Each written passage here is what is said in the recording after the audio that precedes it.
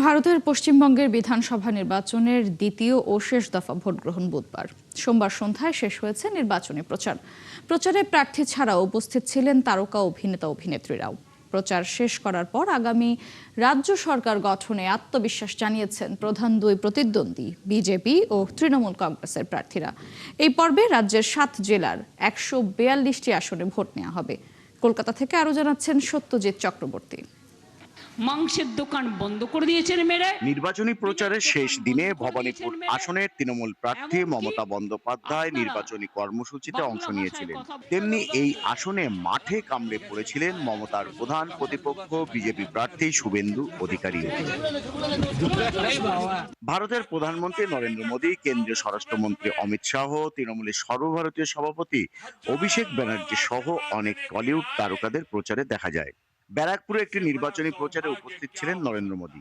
সেখান থেকে জয়ের ব্যাপারে আসার কথা জানিয়ে শপথ গ্রহণের অনুষ্ঠানে উপস্থিত থাকার আগাম বার্তা দেন মোদী। बंगाल के लोगों का जो मैंने मिजाज देखा है, मैं इस विश्वास के साथ वापस जा रहा हूं कि 4 मई के नतीजों के बाद बीजेपी के शपथ ग्रहण समारोह में मुझे आना ही है। অন্যদিকে সরকার করতে আশাবাদী শাসক তৃণমূল। মমতা বন্দ্যোপাধ্যায় বলেন, যতই হামলা করা হোক বাংলায় তৃণমূলই জিতবে। তৃণমূল জিতবে বাংলা, মা মাটি মানুষ জিতবে বাংলা। একটা সেঞ্চুরি হয়ে গেছে, ২ নম্বর সেঞ্চুরি হবে। শেষ দফায় প্রার্থী সংখ্যা ১৪৪৮। নির্বাচন সুষ্ঠু, অবাধ ও শান্তিপূর্ণ করতে একাধিক পদক্ষেপ নিয়েছে দেশটির জাতীয় নির্বাচন কমিশন। প্রতিটি ভোট গ্রহণ কেন্দ্রে মোতায়েন থাকছে কেন্দ্রীয় বাহিনী। মোট ২৩৪৮ কোম্পানি কেন্দ্রীয় বাহিনী মোতায়েন থাকছে। এদিকে দ্বিতীয় দফার নির্বাচনের আগেই বেশ কয়েকটি সহিংসতা হয়েছে। কেন্দ্রীয় বাহিনীর একজন সহ বেশ কয়েকজন আহত হয়েছে। সত্যজিৎ চক্রবর্তী, কলকাতা, ৭১। ভারতে বিধানসভা নির্বাচনের দ্বিতীয় দফার ভোট গ্রহণ ২৯ এপ্রিল। ভোটের পর ৪ মে হবে ফল ঘোষণা। এরই মধ্যে জমে উঠেছে ভোটের লড়াই। নিজেদের ভোট ব্যাংক সমৃদ্ধ করতে ব্যস্ত সময় পার করছেন প্রার্থীরা। তবে সমীকরণ বদলেছে কিছু এলাকায়। তৃণমূল, কংগ্রেস ও বিজেপির মুখোমুখি অবস্থান ঘিরে বাড়ছে উত্তাপ। তৃণমূলের গেলবারের নির্বাচনে জয়ের নেপথ্যের আসনে এবার শক্ত অবস্থানে বিজেপি। আরো জানাচ্ছেন আরাফাত ইসলাম। পশ্চিমবঙ্গে জমে উঠেছে বিধানসভা নির্বাচনের আমেজ। হাড্ডাহাড্ডি লড়াইয়ে শেষ ধাপে প্রার্থীরা ছুটে গেছেন ভোটারদের দ্বারে দ্বারে। চলছে নানা সমীকরণ, কে হাসবে শেষ হাসি তা নিয়েও চলছে নানা জল্পনা। প্রার্থীরা ব্যস্ত সময় পার করছে নিজেদের ঘাঁটি সামলাতে। কিছু ক্ষেত্রে বদলেছে সমীকরণও। তৃণমূলের ভোট ব্যাংক ভবানীপুরেই যেন চাপে দলটি। বিশৃঙ্খলার শঙ্কায় চক্রবেদিয়ার সভা ছেড়ে চলে গিয়েছিলেন মুখ্যমন্ত্রী। রবিবার সেখানেই পদযাত্রা করলেন তৃণমূল নেত্রী মমতা বন্দ্যোপাধ্যায়। ২০২১ সালের নির্বাচনে নন্দীগ্রামে হেরে এই ভবানীপুর থেকে উপনির্বাচনে জিতে মুখ্যমন্ত্রী হয়েছিলেন মমতা। জিতেছিলেন ৫৪,০০০ ভোটের ব্যবধানে। অথচ এবার মাত্র ১,৬০,০০০ ভোটারের ভবানীপুরে বাদ পড়েছে ৫১,০০০ ভোটার। তাই তো গেলবারের ক্রান্তিকালের আসনটি নিয়ে শঙ্কায় তৃণমূল কংগ্রেস। আমাদের যা মাইনাস জায়গাগুলো ছিল, কালকে আমরা এগিয়ে গেছি, বিজেপি অনেক সিটে হারবে। অন্যদিকে বিজেপি প্রার্থী শুভেন্দু অধিকারী নিজেকে ভারতের প্রধানমন্ত্রী নরেন্দ্র মোদীর দূত হিসেবে দাবি করেছেন। কথার ঝাঁঝে গরম রাখছেন নির্বাচনের মাঠ। ভবানীপুরে দুই দলের পাল্টাপাল্টি অবস্থান উত্তেজনা ছড়িয়েছে। মমতা বন্দ্যোপাধ্যায়ের জনসভা ঘিরে বিজেপির অবস্থানে প্রশ্ন উঠেছে, নিজেদের ঘাঁটি নিয়েই কি শঙ্কায় তৃণমূল? ভবানীপুর যেন পুরো ভারতেরই একটি মিশ্র অংশ। বাঙালি হিন্দু এখানে কার্যত সংখ্যালঘু। অবাঙালি হিন্দুদের মধ্যে বেশি প্রাধান্য গুজরাটিদের। এছাড়াও মারওয়াড়ি, বিহারি এবং হিন্দু পাঞ্জাবিদের মধ্যেও বিজেপির অবস্থান শক্ত। যে ৫১,০০০ ভোটার বাদ পড়েছে তালিকা থেকে, মূলত তারাই ছিল মমতার ভ্যানগার্ড। কেন্দ্রীয় সরকারের চালে তাই তো কিছুটা ব্যাকফুটে এবার তৃণমূল কংগ্রেস। আরাফাত ইসলাম, ৭১। পশ্চিমবঙ্গে বিধানসভা নির্বাচনের দ্বিতীয় দফার আগে আত্মবিশ্বাসী বিজেপি বলছে, বাংলায় এবার ক্ষমতার দরজা খুলতে যাচ্ছেন তারা। শক্তিশালী তৃণমূলকে হারানো অসম্ভব নয় বলে মনে করছেন বিজেপির তৃণমূল নেতারাও। তাই এবারের নির্বাচনে শুধু ভালো ফল নয়, সরাসরি সরকার গঠনের স্বপ্ন দেখছে দলটি। যদিও দ্বিতীয় দফার দক্ষিণবঙ্গ নির্ভর আসনগুলোর নির্বাচনের ফল তা ঠিক করে দেবে। বিস্তারিত মনিরুজ্জামান বাবুর প্রতিবেদনে। পশ্চিমবঙ্গ বিধানসভা নির্বাচনের দ্বিতীয় দফার আগে বিজেপির শীর্ষ নেতারা দলের তৃণমূল স্তরের নেতা সমর্থকদের বার্তা দিয়েছেন, হয় এবার নয় নেভার। দলটির নীতি নির্ধারকরা যে কারণে এবার আশায় বুক বাঁধছেন তার সঙ্গে সরাসরি জড়িয়ে রয়েছে দলের উত্থানের পরিসংখ্যান। 2016 সালের বিধানসভার ভোটে যে দল মাত্র 3টি আসন পেয়েছিল, 2021 সালে সেই দলই 77টি আসনে পৌঁছে যায়। তৃণমূল শক্ত হাতে ক্ষমতা ধরে রেখেছিল ঠিকই, কিন্তু বিজেপি হয়ে ওঠে রাজ্যের প্রধান বিরোধী শক্তি। এই উত্থানই এবার নির্বাচনে বিজেপির ভেতরে মসনদ দখলের বিশ্বাস তৈরি করেছে। লক্ষ লক্ষ লোকের নাম বাদ দিয়েছে। 29 এপ্রিল ভোট হবে 142টি আসনে। এই দফার বড় অংশ কলকাতা ও তার আশপাশের এলাকা, নদিয়া, হুগলি, হাওড়া এবং পূর্ব বর্ধমানের মতো জেলাগুলো। 2021 সালের এই বলয়ের বড় অংশ ছিল তৃণমূলের শক্ত ঘাঁটি। তাই বিজেপির কাছে এই দফা শুধু আরেকটি ভোট পর্ব নয়, বরং তৃণমূলের পুরনো জমিতে ফাটল ধরানোর শেষ বড় পরীক্ষাও। বিজেপির প্রচারে এবার সবচেয়ে বড় মুখ ছিল প্রধানমন্ত্রী নরেন্দ্র মোদী। বিজেপি জানে বাংলায় সংগঠন যতই বাড়ুক, মোদীর মুখ এখনো তাদের সবচেয়ে বড় জাতীয় পুঁজি। बीजेपी की विजय का शंखनाद कर दिया है। বিজেপির আরেক হাই প্রোফাইল মুখ অমিত শাহ। বিশ্লেষকদের দাবি, এবারের ভোটে বিজেপির সবচেয়ে আক্রমণাত্মক কৌশল তার হাতেই। परिवर्तन की दौड़ को वो आगे बढ़ाए।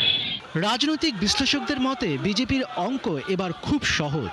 দলটি হিসেব মেলাচ্ছে 2016-তে 3 আসন থেকে 2021-এ 77 আসনে পৌঁছেছে তারা।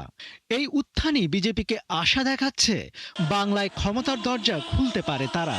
আর তৃণমূলের জন্য চ্যালেঞ্জ হলো সেই ধাক্কা ঠেকিয়ে নিজেদের পুরনো জমি ধরে রাখা। 29 এপ্রিলের ভোট সেই উত্তরই দেবে। মনিরুজ্জামান বাবু, 71। ইরানের দেওয়া শান্তি প্রস্তাবের বিষয়ে পরবর্তী ধাপ নির্ধারণে জাতীয় নিরাপত্তা উপদেষ্টাদের সঙ্গে বৈঠক করেছেন মার্কিন প্রেসিডেন্ট ডোনাল্ড ট্রাম্প। বৈঠকে তেহরানের দেয়া প্রস্তাব গ্রহণ না করার ইঙ্গিত দেন ট্রাম্প। মার্কিন কর্মকর্তাদের বরাত দিয়ে এমনটাই জানিয়েছেন সংবাদ মাধ্যম CNN। অন্যদিকে ট্রাম্পের পুনরায় আলোচনা শুরুর অনুরোধ খতিয়ে দেখা হচ্ছে বলে জানায় ইরান। আরও জানাচ্ছেন আরাফাত ইসলাম। মধ্যপ্রাচ্য সংকট নিরসনে চলছে রীতিমতো দর কষাকষি। কখনো ইরান জুড়ে দিচ্ছে শর্ত, তো কখনো যুক্তরাষ্ট্র। শর্তের বেড়াজালে তাই তো এখনো আলোর মুখ দেখেনি শান্তি আলোচনা। নতুন করে শান্তি প্রস্তাব দিয়েছে ইরান, আর সে প্রস্তাব নিয়ে পরবর্তী ধাপ নির্ধারণে জাতীয় নিরাপত্তা উপদেষ্টাদের সঙ্গে বৈঠক করেছেন মার্কিন প্রেসিডেন্ট ডোনাল্ড ট্রাম্প। তবে তেহরানের শর্ত মানতে অনীহা মার্কিন প্রেসিডেন্টের, এমনটাই বলছে মার্কিন গণমাধ্যমগুলো। প্রেসিডেন্ট ডোনাল্ড ট্রাম্প জাতীয় নিরাপত্তা উপদেষ্টাদের সাথে বৈঠক করেছেন। ইরানের দেয়া প্রস্তাবগুলো নিয়ে ভাবা হচ্ছে, তবে এমন কোনো প্রস্তাব মেনে নেওয়া হবে না যা আমাদের স্বার্থের সাথে সাংঘর্ষিক। ইরান হরমুজ প্রণালীকে অর্থনৈতিক পারমাণবিক অস্ত্র হিসেবে ব্যবহার করছে বলে অভিযোগ করেছেন মার্কিন পররাষ্ট্রমন্ত্রী মার্কো রুবিও। ফক্স নিউজকে দেয়া এক সাক্ষাৎকারে এমনটা জানান তিনি। ইরান হরমুজ প্রণালীতে যা করছে তা অর্থনৈতিক পারমাণবিক অস্ত্রের ব্যবহারের মতো। তারা বিশ্বের বিরুদ্ধে চলে গেছে। গুরুত্বপূর্ণ এই জলপথের মাধ্যমে তারা বিশ্বের 25% শক্তিকে জিম্মি করে রেখেছে।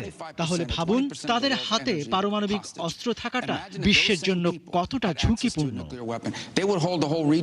অন্যদিকে ইরানের পররাষ্ট্রমন্ত্রী আব্বাস আরাকচি জানিয়েছেন তারা আলোচনা পুনরায় শুরু করার ডোনাল্ড ট্রাম্পের অনুরোধ ভেবে দেখছেন। আরাকচি আরো বলেন, মার্কিন দূত স্টিভ উইটকফ এবং জ্যারেড কুশনারের পাকিস্তান সফর বাতিল করার পর যুক্তরাষ্ট্র কোনো লক্ষ্যই অর্জন করতে পারেনি। এদিকে জাতিসংঘের মহাসচিব অ্যান্তনিও গুতেরেস হরমুজ প্রণালী পুনরায় সচল করতে অনুরোধ জানিয়েছেন। দীর্ঘস্থায়ী এই অচল অবস্থা একটি বৈশ্বিক সংকট ডেকে আনার ঝুঁকি তৈরি করছে বলেও জানান তিনি। তবে জাতিসংঘের সমুদ্র আইন মানতে বাধ্য নয় বলে পাল্টা জবাব দিয়েছে তেহরান। এছাড়া বিশ্ব অর্থনীতিকে জিম্মি করার অধিকার নেই ইরানের বলে জানিয়েছে যুক্তরাজ্য। আর ফ্রান্স বলছে ইরানকে বড় ছাড় না দিলে শান্তি ফিরবে না মধ্যপ্রাচ্যে। আরাফাত ইসলাম, 71। মধ্যপ্রাচ্যের সংঘাত শুরুর পর থেকে লেবাননে ইসরায়েলের হামলায় নিহতের সংখ্যা বেড়ে 2521 জনে দাঁড়িয়েছে। আহত আরও 7,804 জন। লেবাননের স্বাস্থ্য মন্ত্রণালয়ের তথ্যের বরাতে দেশটির জাতীয় সংবাদ সংস্থা এই তথ্য নিশ্চিত করে। ইসরায়েল ও লেবাননের মধ্যে যুদ্ধবিরতি চললেও থেমে নেই হামলা। যুদ্ধবিরতির মাঝে গত 2 দিনে ইসরায়েলি হামলায় লেবাননে অন্তত 22 জন নিহত হয়েছেন বলে জানিয়েছে দেশটির বার্তা সংস্থা। ইন্দোনেশিয়ার রাজধানী জাকার্তার পাশের বেকাসি শহরে ভয়াবহ ট্রেন দুর্ঘটনায় 14 জন নিহত, আহত হয়েছেন 80 জনেরও বেশি মানুষ। দুর্ঘটনায় এখনও কয়েকজন যাত্রী ধ্বংসস্তূপের মধ্যে আটকা রয়েছেন বলে জানা গেছে। একটি কমিউটার ট্রেন এবং একটি দূরপাল্লার ট্রেনের মধ্যে সংঘর্ষ হলে এই মর্মান্তিক পরিস্থিতির সৃষ্টি হয়। কমিউটার লাইন পরিচালনাকারী প্রতিষ্ঠানের মুখপাত্র জানান, সংঘর্ষের পরপরই উদ্ধার অভিযান শুরু করা হয়।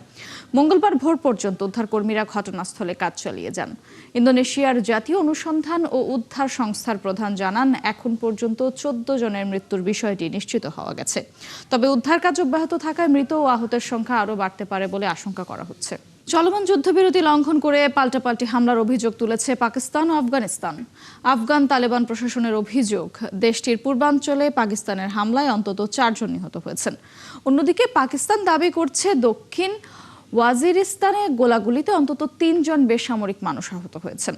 তালেবান প্রশাসনের পক্ষ থেকে বলা হয়েছে, আফগানিস্তানের কুনার প্রদেশের রাজধানী আসাদাবাদে গোলাগুলি হয়েছে। সেখানকার সাইদ জামিল উদ্দিন আফগানি বিশ্ববিদ্যালয় ও বেশ কয়েকটি ঘরবাড়িতে হামলা হয়। এতে বিশ্ববিদ্যালয়ের শিক্ষার্থী, নারী ও শিশু সহ অনেক আহত হয়েছেন।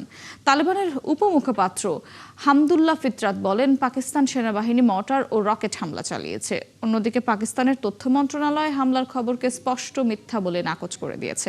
দাবি করা হয়েছে, বিশ্ববিদ্যালয়ে কোনো হামলা চালানো হয়নি। গত মার্চ মাসে কয়েক সপ্তাহের রক্তাক্ত সংঘাতের পর 2 পক্ষ যুদ্ধবিরতিতে সম্মত হয়। এই ছিল আজকের আয়োজনে। বিশ্বের আরও নতুন কিছু খবর ও বিশ্লেষণ নিয়ে আগামীকাল সকাল 9:30টায় আবারও হাজির হবে বিশ্বযোগ। সরাসরি সংবাদ অনুষ্ঠান দেখতে চোখ রাখুন 71-এর ফেসবুক পেজ এবং সাবস্ক্রাইব করুন 71-এর ইউটিউব চ্যানেল। থাকুন 71-এর সাথে।